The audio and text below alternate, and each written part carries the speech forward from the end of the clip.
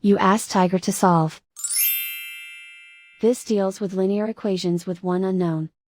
The final result is x equals -12. Let's solve it step by step.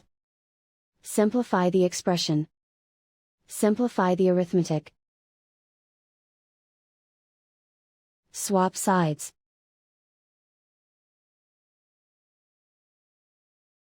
Group all constants on the right side of the equation.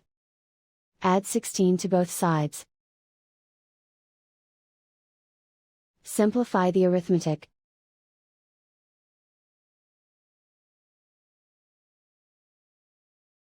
Isolate the x.